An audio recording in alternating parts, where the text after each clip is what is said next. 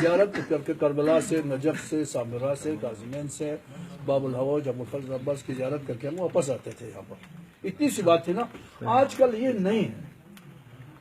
آج کل جو اتباع علویہ ہو، جیسا کہ یعنی مولا امیر المومنین کے بارگاہ، اتباع حسینیہ ہو، بارگاہ سید الشہداء، بارگاہ ابو الفضل عباس، بارگاہ حضرت امام حسن العسکری و امام علی النقی، وہ بات نہیں ہے، وقت زیارت گاہ نہیں ہے آج کل۔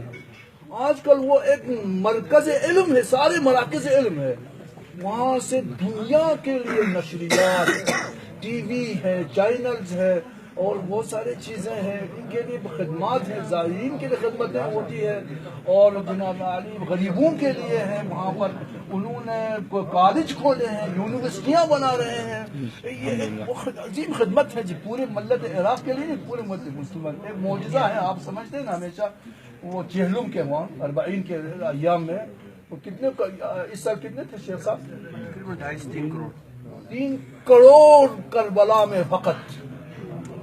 کربلا ایک شہر ہے نا، وہاں 3 کروڑ، ملايين ملايين ملايين۔ ایک معجزہ ہے، کرامت ہے اس دور میں۔ نہ کوئی انفجار ہے، نہ کوئی مریض ہے، نہ کوئی موت ہے، نہ اموات، کچھ بھی نہیں ہے نا۔ یہ سارے ہی برکات ہے اس ائمہ اطہار صلوات اللہ وسلامہ علیہ۔ اللہ